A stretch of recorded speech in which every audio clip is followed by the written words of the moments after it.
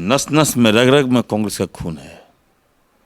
काटेगा तो Congress Congress Congress, that's all. झंडा मेरे तिरंगा का नहीं, हाथ छापो झंडा होगा।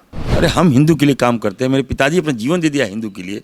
आज बाबा धाम आप चले जाइए, वहाँ जितने लोग हैं पंडा लोग, मेरे पिताजी ने बसाया वहाँ। मेरे पिताजी सामने बोले गोली मुझ पर चलाओ, सारा वोट हमको देता है वहाँ पंडा समाज। गोड्डा छोड़ दीजिए बाबूलाल जी। हम कहे थे उनको, प्रदीप यादव मेरा बहुत वफादार है, ये बाबूलाल जी कहे थे। राहुल जी आपकी बात पे विश्वास किए, फुरकान साहब का सीट चला गया, जिसके कारण मेरा कांग्रेस कमजोर हो गया गोड्डा। फुरकान साहब मोदी वेव में 49,000 वोट से हारे। वो नहीं, मेरे पिताजी, इसलिए मैं नहीं कर रहा हूँ। हारे तो आप बोले इरफान अंसारी ने मदद कर दिया किसी और को, फुरकान अंसारी ने मदद कर दिया। अरे भाई मैं कहना चाहता हूँ, हम कोर कांग्रेसी, वफादार कांग्रेसी हैं। हम लोग सब एक होकर लोकसभा में हम लोगों को लगना है। और इस बार हम लोग लगता है कि 8 या 9 सीट हम लोग जीतेंगे। हम लोग इसकी तैयारी मैं कर रहा हूँ। मुझे जवाबदेही दी गई है, मैं उधर काम कर रहा हूँ अपना। और मुझे पार्टी पिछले दफ़ा तो किसी भी मुसलमान को टिकट नहीं दी, हालांकि आपके पिताजी को लेकर के दावेदारी आप लोग कर रहे थे। इस बार भी जिस तरीके से आपके फादर एक्टिव हुए हैं और उनका एक बयान बहुत वायरल हुआ कि भाई पहले हम लोग यादव थे, तो उसको भी उस तरीके से जोड़ के देखा गया कि उस एरिया में जो यादव वोटर हैं और जो एमवाई समीकरण बनना चाहिए, उस लहजे में उन्होंने अपना एक बयान दिया है। तो क्या इस बार भी आप लोग दावेदारी करेंगे या कर रहे हैं अपने बयानों के जरिए, या फिर कुछ संकेत मिल रहा है कि कुछ हो सकता है, इस बार बात बन सकती है?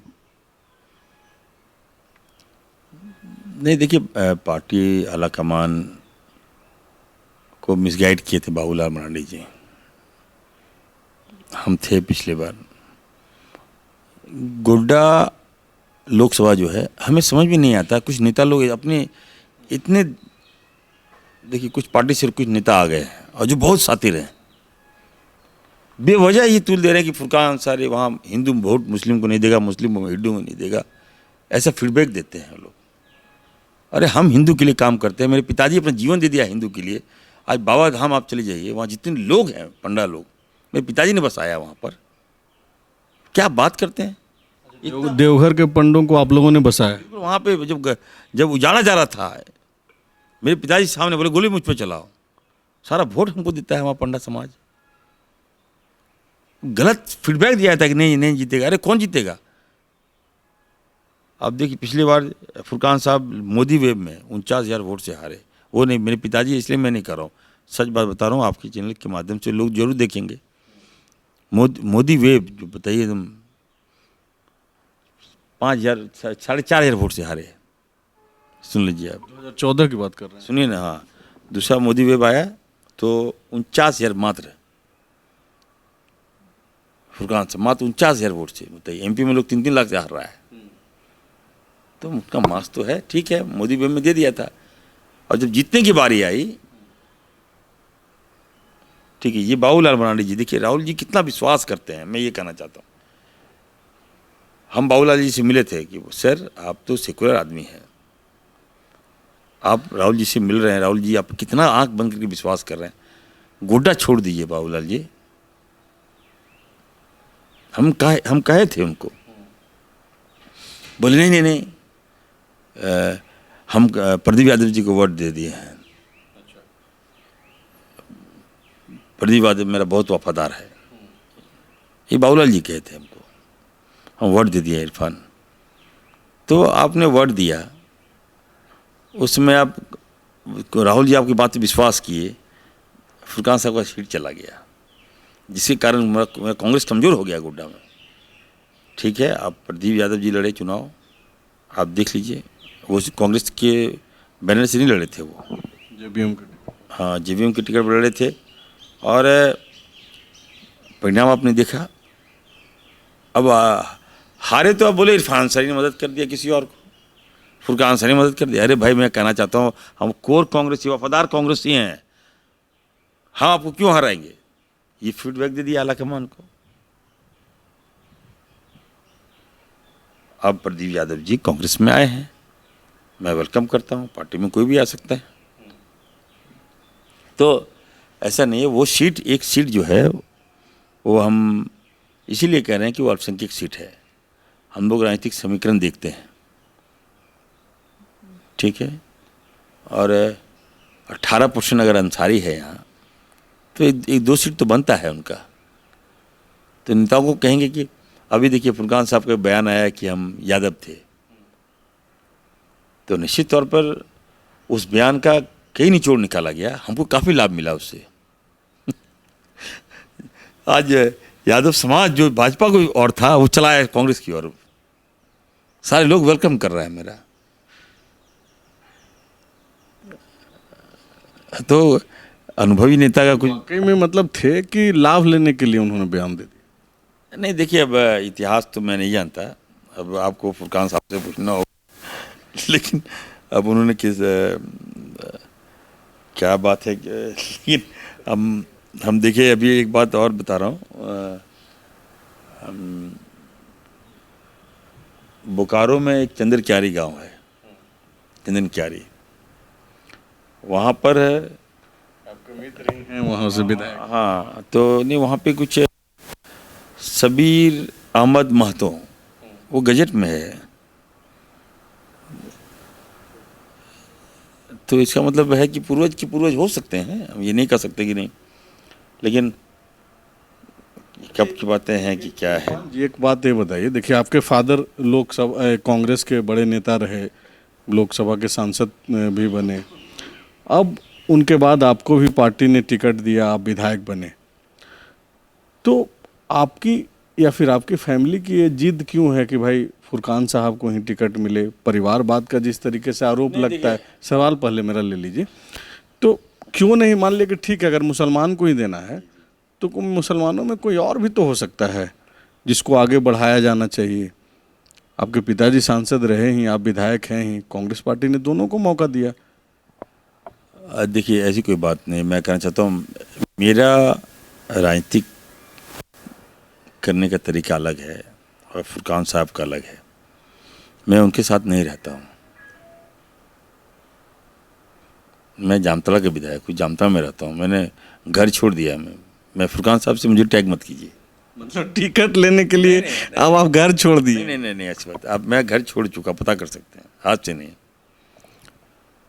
फुरकान साहब मास के नेता, उनके कारण हम जीत कर आते हैं भाई, हम अकेले थोड़ी हैं। कोई इनकार थोड़े कर रहा है। कई सीट हम उनके कारण जीत के आते हैं,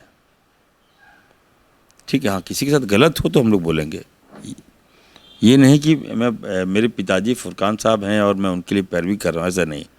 अन्य विधायक पैरवी करते हैं, लेकिन मैं देख रहा हूँ ना कौन जीत सकता है। नेता की पैरवी कर रहे हैं, अपने पिताजी की पैरवी नहीं कर। मैं देख रहा हूँ ना कौन जीत सकता है। हमारे घर ही वही है।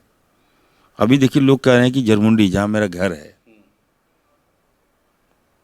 ठीक है ना, अब वहाँ से लोग, जहाँ से बादल जी विधायक हैं, वहाँ से मेरे पिताजी जब एमपी में लड़े थे तो 27,000 लीड था। वो भी सुनते हैं कि रेस में है। सुन तो लीजिए ना। तो जरमुंडी का अभी जो लोग आ रहे हैं, सारे लोग, मेरे जनता दरबार लगता है, आज भी मेरे पिताजी बैठते हैं संडे को, हजारों की संख्या में लोग आते हैं, उनका काम होता है, फेमस है जनता दरबार। कहीं भी हो, संडे को फुरकान साहब मिलेंगे घर में अपना। सारे लोग विश्वास से हर जगह से लोग आते हैं, अपना काम करा के जाते हैं। तो जरमुंडी जो ऐसा क्षेत्र, आज सारे लोग आके बोल रहे हैं कि सर हम लोग से गलती हो गया, हम लोग धर्म के नाम पर बह गए। इस बार फुरकान साहब को हम लोग तय कर दिए, 28 नहीं, इस बार एकदम 50,000 से लीड दिलाएंगे।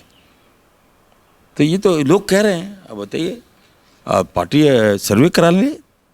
हम ये नहीं कहते हैं कि आलाकमान के पास कई सर्वेयर हैं, तो पार्टी जीतेगी, कार्यकर्ता मजबूत होगा। ये नहीं कि मेरे पिताजी फुरकान साहब वही जो विनिंग कैंडिडेट है, पार्टी सर्वे करा ले। और ये नहीं कि वहाँ प्रदीप यादव अगर जीत रहे हैं तो उनको दे दे, संजय यादव जीत रहे हैं तो उनको टिकट दे दे, फुरकान साहब जीते रहे तो उनको टिकट दे दे। हम चाहते हैं कि कांग्रेस पार्टी वहाँ से जीते, क्योंकि लगातार ये 3 टर्म से देखिए, वहाँ मेरा जिस पार्टी कार्यकर्ताओं को मेरे पिताजी ने बनाया, आज उसकी हालत देख रहे हैं तो लगता है कि क्या हो गया भाई।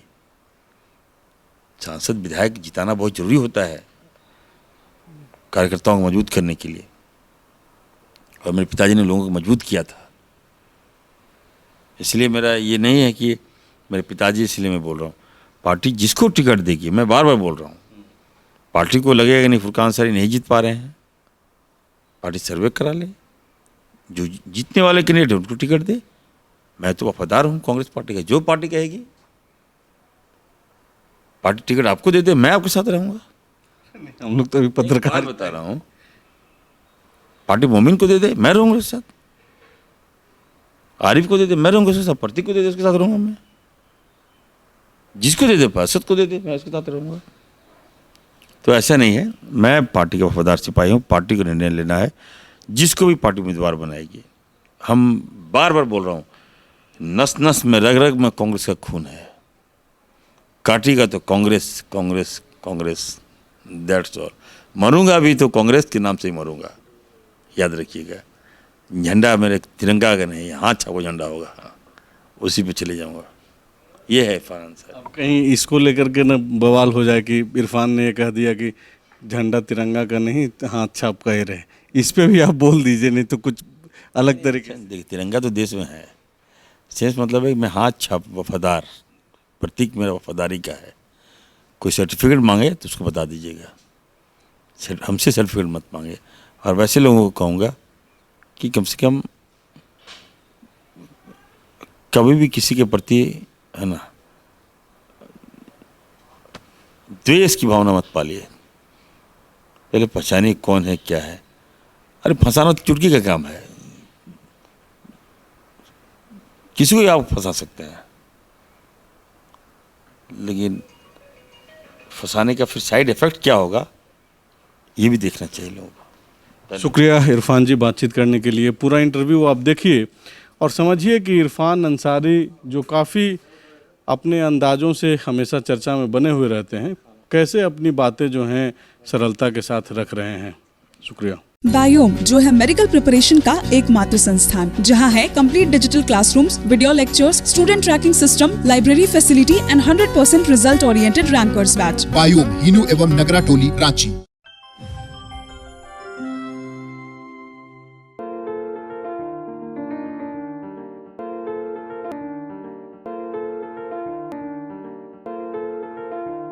thefollowup.in.